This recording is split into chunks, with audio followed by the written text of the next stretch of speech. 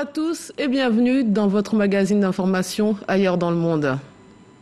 Le Nigeria, indépendant depuis le 1er octobre 1960, est devenu la première puissance économique de l'Afrique. Il faut noter toutefois que ce pays aura connu bien des vicissitudes politiques et militaires. Depuis 2009, les attaques de groupes djihadistes ont fait plus de 36 000 morts et forcé près de 2,4 millions de personnes à quitter leur domicile.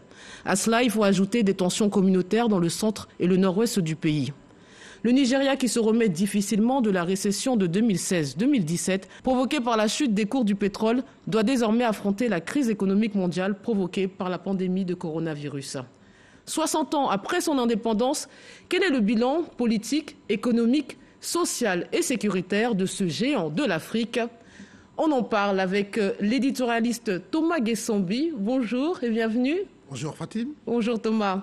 Et le journaliste Valentin Bongagne, bonjour et merci d'être présent. Bonjour Fatim. Alors sous la colonisation, messieurs, existaient 3 aires géographiques. Les Yoruba dans l'ouest, les Igbo dans l'est et les Haoussa et les Fulani qui sont des Peuls dans le nord.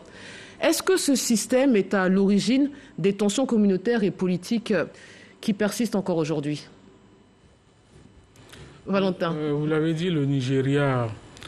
c'est une mosaïque, c'est une mosaïque de peuples. C'est vrai qu'il y a 3 grands groupes dominants que vous avez cités, dont vous avez cité quelques-uns tout à l'heure, les Yoruba, les Igbo, et puis le groupe des Fulani et des Haoussa qui sont dans le nord du pays. Et dans cette mosaïque de peuples, on compte aujourd'hui entre 250 et 300 groupes ethniques. Cette mosaïque de peuples est aussi à l'origine de la récurrence de certaines tensions intercommunautaires qui jusqu'ici persistent donc dans ce pays et rendent la situation socio-politique du pays quelque peu instable. Alors, en marge des célébrations, juste pour le préciser, du 1er octobre, quelques séparatistes Igbo et des activistes Yoruba ont organisé cette année leur propre manifestation. Thomas Guessambi, est-ce que ces dimensions ethniques peuvent-elles être dépassées dans le pays? Je ne crois pas, dans la mesure où la question identitaire est inhérente à l'existence humaine. Tout est une question en termes de la gestion de cette propension à se replier sur soi-même et à savoir que dès lors que nous sommes dans une république est fondée sur des lois qui ne nous permettent pas de faire seulement ce que nous voulons, mais ce que les lois nous autorisent. Ce que je dois dire, c'est que la colonisation a tracé par moments des frontières qui ont découpé ce qu'on pourrait appeler des nations, c'est-à-dire un grand groupe de personnes, de peuples unis à la fois par la langue, par l'histoire, qui pouvaient se retrouver de part et d'autre.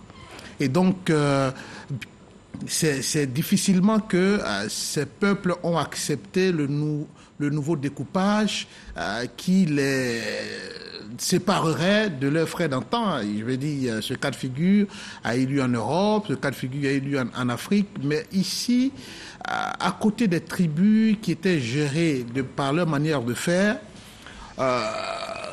autour de 53 où l'Angleterre lève le pied sur la colonisation du Nigeria pour leur donner leur liberté, qui va aboutir à l'indépendance totale en 1960, c'est une certaine gestion qui était de loin différente de celle de la métropole française basée sur l'assimilation. Donc, on a donné une certaine liberté parce que je dois dire que déjà en 1949, où le Commonwealth se créait, il y avait des questions de droits de l'homme qui étaient au centre de cette création, ces questions de démocratie. Donc, laisser les peuples à disposer d'eux-mêmes était plus ou moins favorisé. Donc, peut-être que se laisser, je ne vais pas dire se laisser aller, cette forme de démocratisation a donné libre cours aux replis identitaires qui ont fait que de 60, il n'a fallu juste que 5 ans de république pour qu'on tombe dans des questions de coup d'État et de népotisme, parce que ceux qui vont diriger vont chercher d'abord à arranger leurs frères de la même ethnie et vous connaissez la suite de l'histoire. Alors justement, parlons des coups d'État. Dès janvier 66, le premier président, Thomas vient de le dire, a été renversé. C'est le début d'une longue série de coups d'État.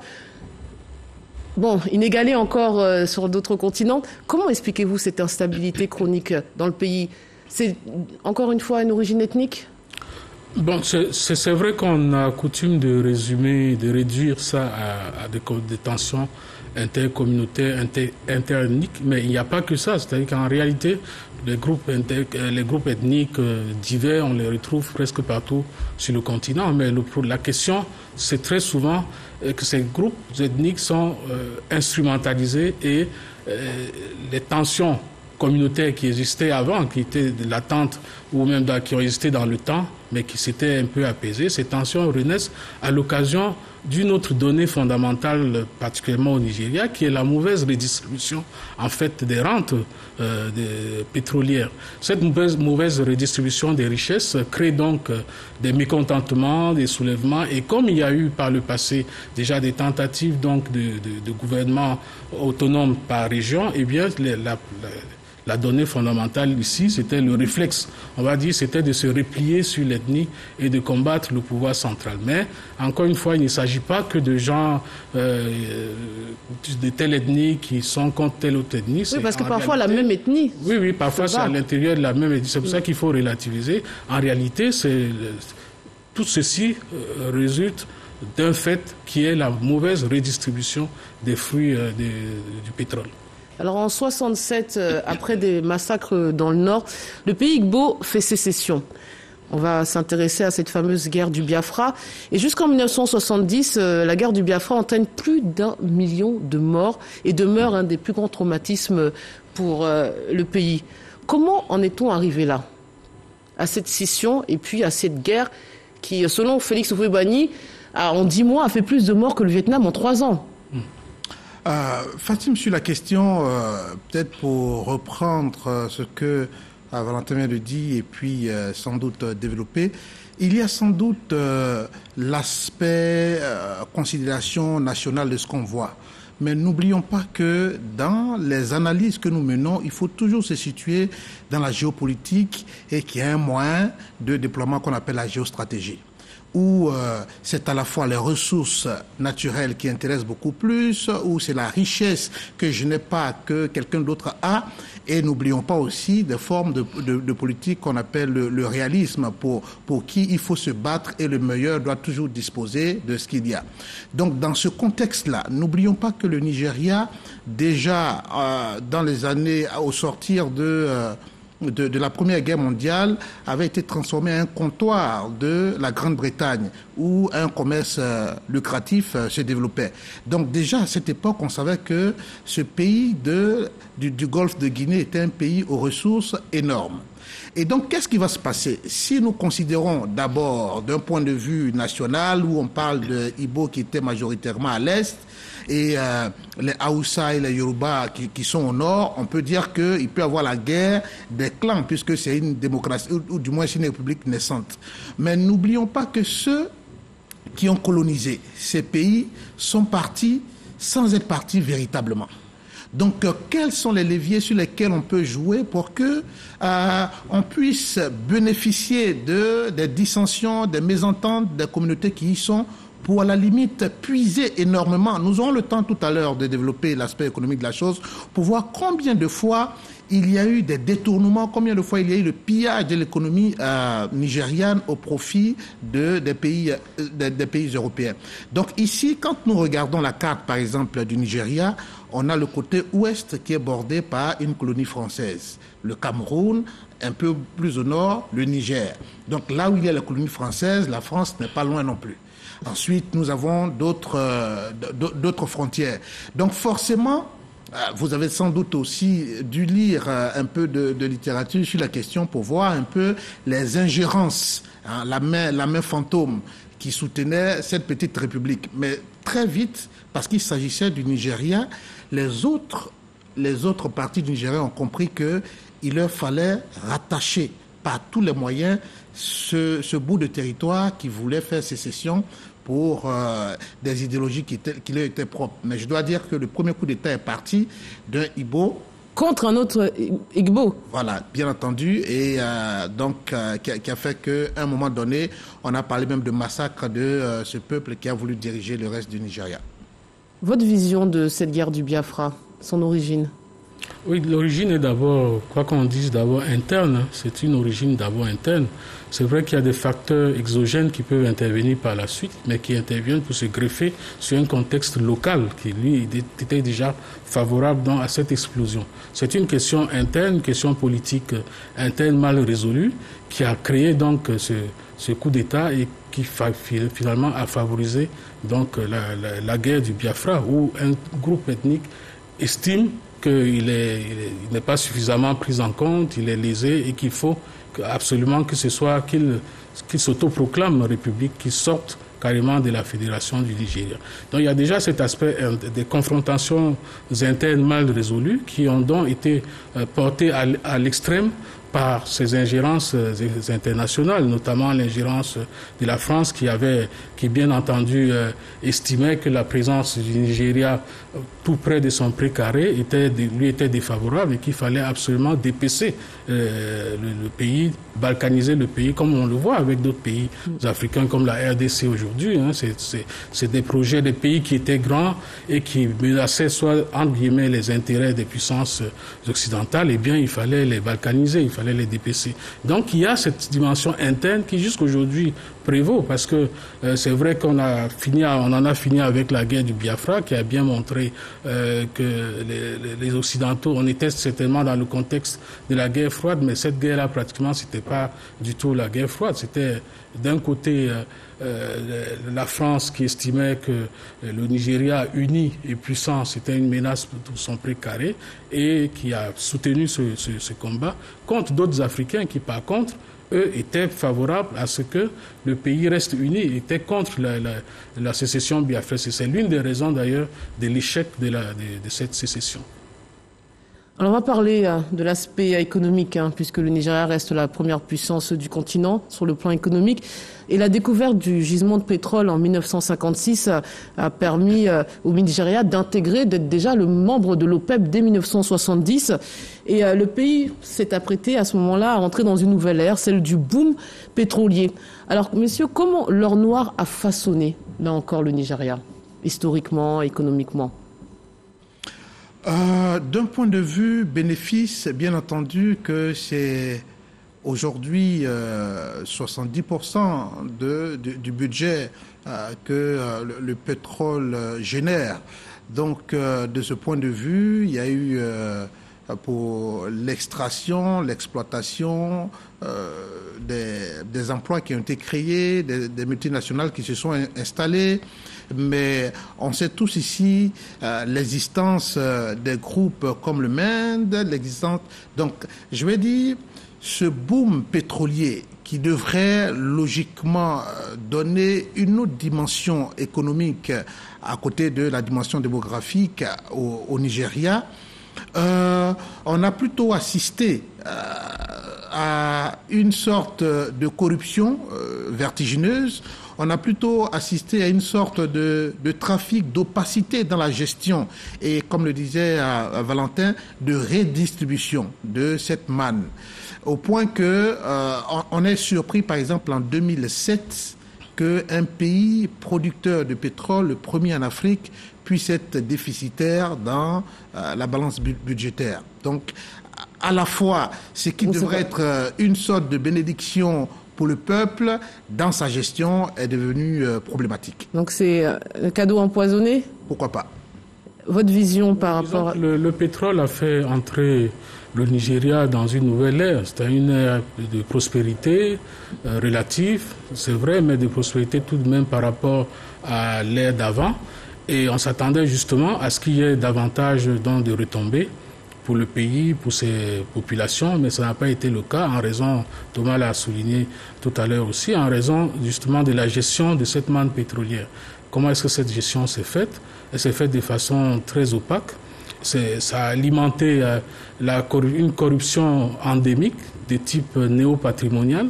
Et la redistribution qui a été mal faite a plutôt exacerbé les tensions ethniques, les tensions communautaires, parce que ce qu'il faut savoir, c'est que la République fédérale, le fédéralisme nigérian, eh bien, s'appuie sur des données internes, sur les données de population, de groupes ethniques, ceux qui sont à l'ouest, à l'est, au nord, comment elles sont redistribuées parmi les 36 États qui font partie de la fédération. Eh bien, la Constitution le fait. La Constitution prévoit déjà comment allouer les ressources à tels États, à tel autre, mais c'est la transmission, donc la répartition de ces richesses a posé problème. Déjà même la quantité de la richesse, on ne savait pas trop qu'est-ce qu'elle était. Ça a alimenté la corruption, ça a alimenté dans les tensions ethniques et ça a alimenté les conflits qui aujourd'hui encore prédominent, notamment dans la région du sud où se situent la plupart des réserves pétrolières. Vous avez l'un et l'autre abordé l'aspect de la corruption. Et selon le procureur général du pays, près de 340 milliards d'euros, je vous laisse faire la conversion en francs CFA, auraient été détournés par des responsables publics avec la complicité de multinationales. Alors, est-ce que ce taux de corruption est-il vraiment supérieur à l'ensemble des pays du continent? Pourquoi la corruption au Nigeria semble interpeller à ce point? Elle est-elle vraiment supérieure aux autres pays? Bon, la corruption, c'est partout, mais il faut dire que dans le cas du Nigeria, c'est encore plus marquant. Pourquoi? Pour deux raisons. Déjà, la taille de la population. La taille de la population du Nigeria, c'est quand même aujourd'hui un peu plus de 200 millions d'habitants. Et ensuite, le niveau de pauvreté de la population nigérienne, parce que vous avez aujourd'hui des taux de pauvreté autour de 46-50%. De personnes qui vivent avec moins de $2 par jour, qui est le seuil un peu retenu par les institutions internationales. Donc ça pose problème parce que on se dit qu'en faisant le calcul de toute la masse de dollars qui rentrent avec une production parfois jusqu'à 1,4, parfois jusqu'à 2 millions de barils jour, potentiellement, et on sait qu'il y a eu des périodes avec le baril à $100, même au-dessus de $100, et que tout ceci, malheureusement, quand on regarde le niveau des infrastructures du pays, quand on regarde le niveau de pauvreté des gens, on se dit qu'il y a quand même quelque chose et que les détournements ont été ultra massifs. Je pense que ce qui pose davantage problème, c'est la taille de cette corruption et son caractère totalement endémique. Vous venez de dire à l'instant, effectivement, le Nigeria reste l'un des pays où le taux de pauvreté est parmi les plus élevés au monde, malgré sa superposition de leader économique. Donc, vous nous expliquez quelque part pourquoi cette réussite économique ne profite pas à tous. Quel est votre avis, Thomas Guessambi? C'est là aussi la corruption, une mauvaise redistribution? Oui, par-delà peut-être la taille démographique, il y a que voici un pays de l'Afrique subsaharienne noire qui arrive à se positionner à la première place devant un pays comme l'Afrique du Sud, voilà, qui est multi-racial. Donc ce pays-là est forcément un pays qui est en relief. Donc tout ce qui touche à ce pays devrait intéresser chacun d'entre nous. Et donc la première puissance qui, pour nous, Africains de l'Ouest, devrait être une sorte de fer de lance, une sorte de locomotive, mais qui a du mal à progresser selon une vision stratégique durable dans le temps et dans l'espace, pose naturellement problème. Donc celui sur qui on devrait copier pour que nous aussi on s'achemine à être premier à ce qu'on pourrait appeler des pieds d'argile, aussi géants qu'ils puissent paraître. Donc forcément, la corruption à ce niveau.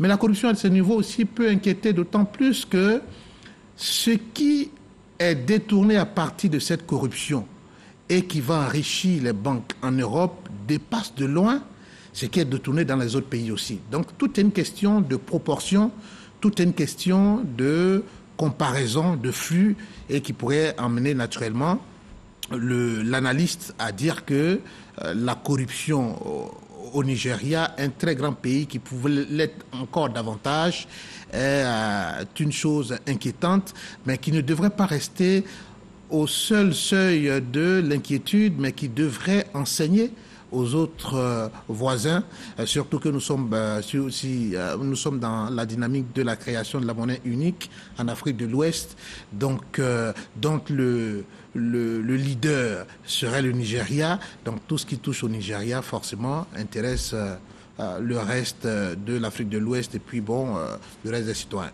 Alors j'aimerais qu'on s'intéresse à l'aspect sécuritaire. Réélu en 2003, Obasanjo est confronté à la violence de l'insurrection djihadiste. Il faut également citer des attaques de Boko Haram. Qui sont réellement derrière tous ces groupes armés? Les groupes armés comme Boko Haram au Nigeria sont également des avatars de ce dont on a parlé tout à l'heure, c'est-à-dire ces tensions communautaires doublées de la mauvaise redistribution des ressources. À un certain moment, ces régions du Nord, parce ce qu'il faut dire aussi pour que les téléspectateurs soient bien au fait de la situation du Nigeria, c'est que nous avons un pays, il y a un nord du pays qui est vraiment en déclin, et un sud où se trouve en réalité l'essentiel des réserves pétrolières, des richesses du pays. Donc il y a ce décalage et malgré la clé de répartition qui a été faite dans la Constitution pour que les revenus profitent à toutes les régions, ces régions restent toujours en retard. Ces régions sont en retard. C'est la région où il y a le plus de taux d'analphabétisme au Nigeria. Ça avoisine parfois les 8% de taux d'alphabétisation. C'est-à-dire que vous avez des populations entières qui sont analphabètes, qui n'ont pas été à l'école. C'est des régions totalement arriérées au plan des infrastructures. C'est des régions très souvent soumises même à la famine. Donc, du coup, les populations de ces régions ont manifesté leur mécontentement à travers l'appartenance à ce genre de mouvement qui arrivait justement presque à point nommé pour porter les revendications que les leaders politiques n'avaient pas pu porter jusqu'alors. Alors qu'il faut aussi mentionner un paradoxe dans ce cas-là, c'est que pendant 38 des 60 ans d'indépendance, pendant 38 ans, le pays a été dirigé par des gens venant du Nord, mais on a tous dit que c'était des gens pratiquement issus de coups d'État et en plus qui n'avaient en tête en réalité que l'enrichissement personnel d'eux-mêmes et de leur clan. Donc, ce qui fait que la région du Nord est restée très en retard et donc propice à l'incursion, en tout cas à la prospérité de certaines des thèses irrédentistes, déjà des thèses islamistes, on va dire. Et donc, du coup, elles ont été poreuses à cette dimension islamiste qui avait commencé déjà donc, dans d'autres pays un peu plus au nord. Et aujourd'hui, il y a un pan, ce n'est pas tout le groupe Boko Haram, mais il y a une partie de Boko Haram qui manifeste, qui revendique son appartenance au réseau Al-Qaïda. Tout était fait pour que Boko Haram naisse et s'installe au Nigeria, à écouter la situation politique, économique et sociale de ce pays. Oui. C'est un terreau favorable, j'ai envie de dire. Ce que je dois dire, c'est que les religions telles que nous les connaissons, l'islam, la chrétienté ont existé avant le découpage des frontières nées de la colonisation que nous connaissons. Donc, de ce point de vue, on sait que le nord Nigeria étant ce qu'il est, comme l'a décrit Valentin, mais un point de vue religion est beaucoup plus islamiste. Et tout va aussi partir des politiques publiques que les gouvernements nationaux peuvent se donner, mais qui en réalité, sur la scène internationale, est adossée à certaines influences des grandes puissances. Donc, de ce point de vue, la religion plus les frustrations nées des politiques publiques feront naître ce qu'on appelle l'idéologie salafiste, qui pense qu'il ne devrait pas avoir de frontières entre des pays musulmans, mais la frontière devait s'établir par la limite de l'islam. Donc, de ce point de vue de croyance religieuse, de l'argument qu'il y a de la redistribution inégale des richesses, naturellement, le cocktail est bien servi. Et donc, ici, en 2002, Mohamed Youssouf, qui est d'idéologie salafiste, va aller créer son organisation de l'islam rigoriste et très radical, mais qui cherchait des opportunités, naturellement, pour exprimer cette rigosité. Et qu'est-ce qui va se produire? C'est qu'en 2009, il va lancer ses premières attaques, mais le faisant, il tirait sa bénédiction de Al-Qaïda qui était je vais dire en Syrie, dans cette région-là. Donc, lui, il va perdre la vie dans cette attaque de 2009. Après lui, il y a Aboubacar Shekau qui va lui succéder, mais lui qui sera encore beaucoup plus radical que son prédécesseur. Donc, on ne s'attaque pas ici seulement aux Occidentaux qu'on ne veut pas voir venir mettre la main sur le Nigeria. On ne s'attaque pas seulement qu'aux chrétiens qui ne partagent pas la même foi que nous, mais ce sont des victimes indiscriminées, à la fois de confession musulmane, chrétienne, les Occidentaux, les civils. Donc il fallait créer, en d'autres termes, la chienlit pour se faire entendre, parce que émergeait ici un nouveau type d'acteur sur la scène internationale qui devrait être écouté, avec lequel il fallait compter.